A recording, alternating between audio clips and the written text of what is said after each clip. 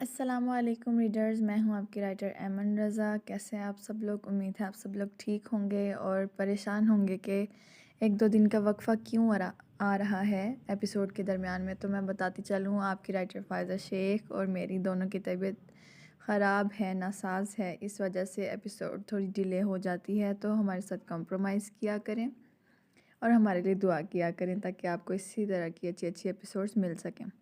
تو چلیں آج کے ایپیسوڈ شروع کرتے ہیں۔ میرا سوداگر میرا دلدار، قسط نمبر 14۔ 6 سال تم نے میرے بچے کو مجھ سے دور رکھا ہے۔ اس کی سزا جانتے ہو تم؟ کتنا تڑپی ہوں میں اپنے ہی بیٹے کے لیے، اس کا اندازہ ہے تمہیں؟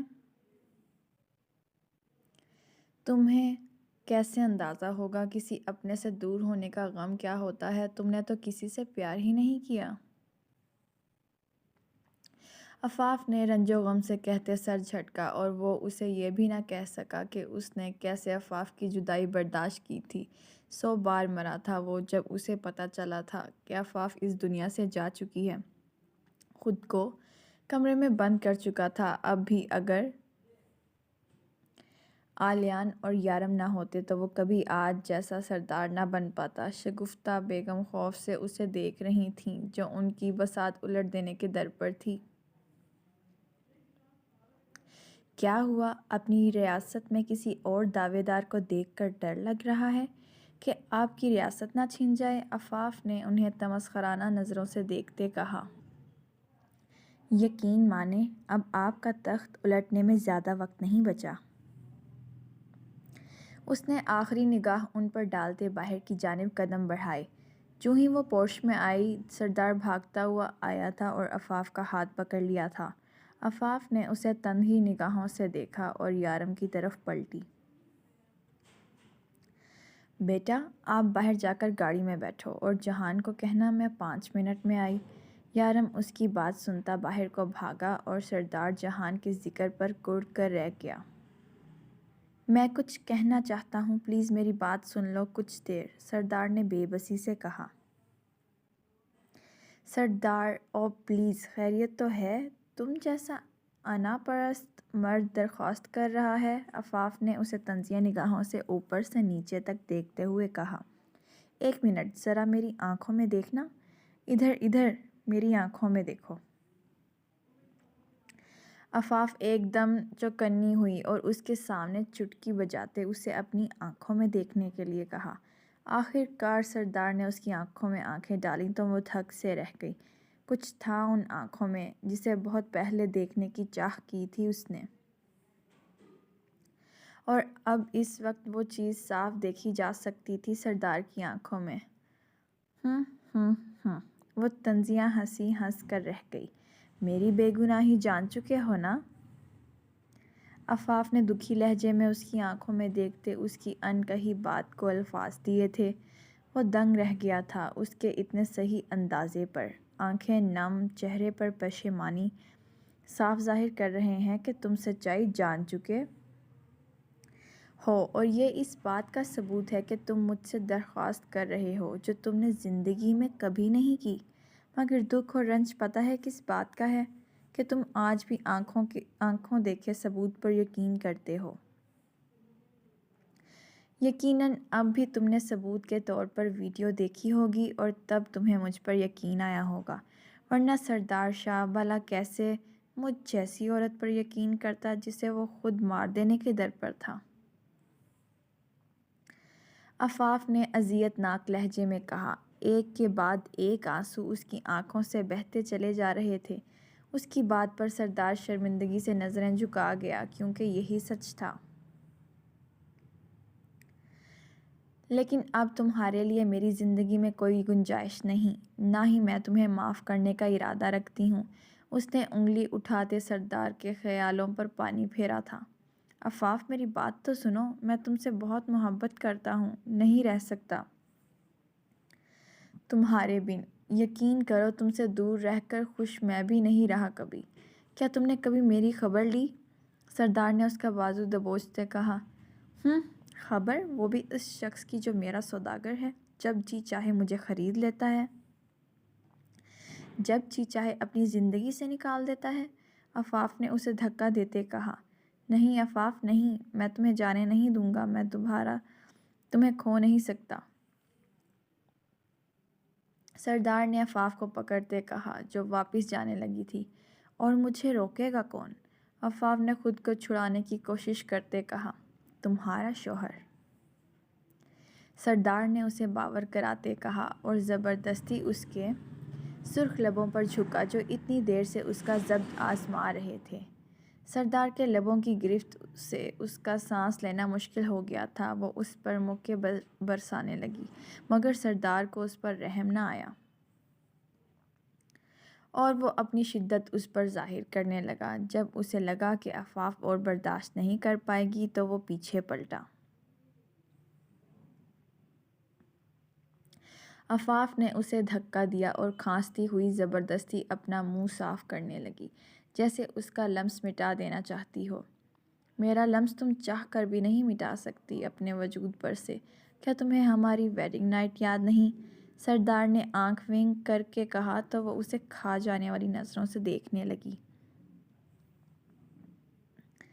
بس تمہیں ایک بار اپنی قربت تازہ کروانے کی دیر ہے، کیونکہ بدلہ تو میں اب بھی نہیں، اور تمہیں کسی اور کا میں ہونے نہیں دوں گا، چاہے اس کے لیے مجھے تم سے معافی ہی کیوں نہ مانگنی پڑے، چاہے تمہارے در پر بیٹھے رہنا پڑے، مگر میں کسی صورت نہیں چھوڑوں گا۔ کہو تو ایک اور ڈیمو دے کر دکھاؤں؟ سردار نے اس کی طرف قدم بڑھاتے کہا تو وہ اس کو گالیاں دیتی الٹے قدموں باہر کو بھاگی۔ لچا، لوفر، لفنگا۔ لوفر ہوں وہ بھی بس تمہارے لیے، وہ بھی پیچھے سے ہانکا تھا۔ وہ غصے سے آتی گاڑی کا دروازہ زور سے بند کرتی بیٹھی تو یارم اور جہان دونوں اسے حیرت سے دیکھنے لگے، جو تیکھی مرچ بنی ہوئی تھی ابھی۔ ماما یہ آپ کے لپس پر کیا ہوا ہے؟ یارم نے معصومیت سے پوچھا تو جہان کو شدید کھانسی کا دورہ شروع ہوا تھا، جبکہ آفاف کا دل کیا شرم سے ڈوب مرے۔ جہان کے سامنے وہ بری طرح اس سوال پر شرمندہ ہوئی تھی، مگر یارم کو کچھ تو جواب دینا تھا نا۔ کچھ نہیں بیٹا، ایک زہریلا کیڑا لڑ گیا تھا، آفاف نے دانت پیستے ہوئے کہا، جیسے اس کے دانتوں کے نیچے سردار ہو، اور اس کے ذکر پر پورچ میں کھڑے سردار کو چھینکوں کا دورہ شروع ہوا تھا۔ یہ مجھے کون یاد کر رہا ہے اس وقت؟ اس نے اپنی چھینکیں روکتے خود سے سوال کیا۔ سردار جب اندر گیا تو اس کی والدہ تیزی سے اس تک پہنچ کر بولیں، سردار تم نے یارم کو کیوں لے جانے دیا آخر؟ کیا تمہیں ابھی بھی وہ لڑکی پسند ہے جس نے مجھے مارنے کی کوشش کی؟ وہ غصے سے اس پر چلائیں، بس کریں موم، بس کریں، نہیں ہے وہ کوئی قاتل، بند کریں اپنا یہ ڈرامہ۔ میں جان چکا ہوں کہ آفاف بے قصور تھی اور اسے اس سب میں آپ نے پھنسایا، اور میں اندھوں کی طرح اپنی ماں کو بغیر سچ جانے سچا مان بیٹھا۔ مجھے کیا پتا تھا کہ سب سے بڑا دھوکہ تو مجھے آپ دیں گی؟ سردار ان سے بھی زور سے دھاڑا تھا، جس پر وہ دہل کر رہ گئی تھیں۔ بیٹا یہ تم کیا کہہ رہے ہو؟ یہ سچ نہیں، ضرور اسی نے تمہیں پٹیاں پڑھائی ہیں، وہ اس کے آگے منمناتی ہوئی بولیں۔ بس کر دیں موم، بس کر دیں، ابھی بھی آپ اپنے جھوٹ پر پردہ ڈال رہی ہیں، اور کتنا گریں گی آپ؟ آپ نے میری زندگی چھین لی موم مجھ سے، اور تکلیف کی بات پتہ ہے کیا ہے؟ کہ میں آپ کو کچھ کہہ بھی نہیں سکتا۔ آپ نے مجھے اس کی نظروں میں اٹھنے کے قابل بھی نہیں چھوڑا، اس لیے میں آپ کو چھوڑ کر جا رہا ہوں، ہمیشہ ہمیشہ کے لیے، اور خدارا میری طرف پلٹ کر بھی مت دیکھیے گا، کیونکہ میں واپس نہیں آؤں گا۔ سردار یہ کہتے ہوئے غصے سے وہاں سے جا چکا تھا، ہمیشہ ہمیشہ کے لیے، کبھی نہ واپس آنے کے لیے۔ وہ روتی رہیں، گڑ گڑاتی رہیں، اسے آوازیں دیتی رہیں، آفاف کو جھوٹا کہتیں اور اپنی بے گناہی ثابت کرتی رہیں، مگر وہ واپس نہ آیا۔ وہ جب گھر پہنچے تو یارم نے گھر کو داد دی تھی۔ واقعی گھر کافی ویل مینٹینڈ تھا۔ واو، بہت پیارا گھر ہے، اس نے ستائش سے کہا۔ تمہیں پسند آیا؟ آفاف نے خوشی سے پوچھا تو یارم نے مسکراتے ہوئے ہاں میں سر ہلایا۔ یہاں کون کون رہتا ہے؟ اس نے آفاف کو دیکھتے پوچھا۔ پہلے تو میں اکیلی رہتی تھی، اب جہان بھی میرے ساتھ رہتا ہے، اور اب تم بھی تو آ گئے ہو۔ عفاف نے پیار سے اس کی ناک چھو کر کہا، یہ یہاں کیوں رہتے ہیں؟ یہ ہیں کون؟ یارم نے جہان کو مشکوک نظروں سے دیکھا تو وہ اس کی جیلسی پر کہکا ضبط کر کے رہ گیا، یہ میرا بھانجا ہے، تمہاری مرحوم خالہ کا بیٹا اور تمہارا کزن۔ اتنے لمبے تعارف پر یارم نے جہان کو اوپر سے نیچے تک آنکھیں پھاڑتے ہوئے دیکھا۔ اسے یقین نہ آیا تھا کہ اس کی ماں سے بھی بڑا دکھنے والا شخص اس کا کزن کیسے ہو سکتا ہے۔ اس کا کھلا منہ جہان نے اپنے ہاتھوں سے بند کیا تھا۔ چلو چھوٹے، تمہیں تمہارا کمرہ دکھا دوں، اس نے یارم کو چڑھاتے اس کے گلے میں زبردستی بازو ڈالتے گھسیٹا، جو ابھی کزن والی حقیقت کو بڑی مشکل سے ضبط کر رہا تھا۔ پیچھے وہ ان کی بے تکلفی پر ہنستی تھی۔ کچھ دیر بعد وہ تینوں عفاف کے کمرے میں موجود تھے اور گفٹس کھول رہے تھے۔ ان میں سے کچھ گفٹس نہایت قیمتی تھے تو کچھ بہت خاص۔ افی، یہ دیکھو، کسی نے ڈائمنڈ کا نیکلس بھیجا ہے اور اتنا فراخ دل ہے کہ اس نے گفٹ پر اپنا نام بھی نہیں لکھا، جہان نے عفاف کی طرف نیکلس بڑھاتے ہوئے کہا، جس نے اسے یک ٹک دیکھتے ہوئے تھام لیا تھا۔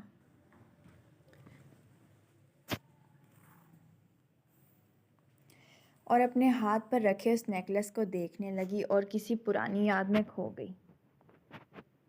بہت خوبصورت ہے یہ ہار، تمہارے گلے میں لگ کر اور بھی قیمتی ہو گیا ہے۔ سردار نے ڈائمنڈ کا نیکلس عفاف کے گلے کی زینت بناتے ہوئے اس کا عکس شیشے میں سے دیکھتے ہوئے کہا تھا، جس پر وہ ہنستی تھی۔ مگر ایک چیز کی کمی ہے، سردار نے ڈرامائی انداز میں کہا۔ وہ کیا؟ عفاف نے بے چینی سے پوچھا۔ وہ یہ، سردار کہتے ہی جھکا تھا اور شدت سے اس کی گردن پر جگہ جگہ اپنے سلگتے لبوں کا پرزور لمس چھوڑنے لگا کہ عفاف کی جان پر بن گئی۔ اس نے بمشکل آئینے کا سہارا لیتے خود کو گرنے سے بچایا تھا۔ اس کا چہرہ سرخ پڑ چکا تھا۔ سردار نے اسے گھما کر اپنے سامنے کیا۔ بس اسی چیز کی کمی تھی، یہی دیکھنا چاہتا تھا میں، تمہارے چہرے پر ان کوسے قزح کے رنگوں کو جو میری قربت سے آتے ہیں۔ جہان کے گلا کھنکارنے پر وہ ہوش میں آئی تھی۔ نیکلس کے ڈائمنڈ میں باریکی سے کندے اپنے اور سردار کے نام کو پڑھنے لگی، جو اس نیکلس کو چار چاند لگا رہا تھا۔ بے شک یہ بہت محنت سے بنایا گیا تھا، مگر کیا اب اس کی اہمیت تھی عفاف کے نزدیک؟ اس نے وہ نیکلس اپنی مٹھی میں دبایا اور کچھ دیر سوچتی رہی۔ پھر کچھ سوچتے ہوئے نیکلس پھینکنے کی بجائے اپنے سائیڈ ڈرار میں رکھ دیا۔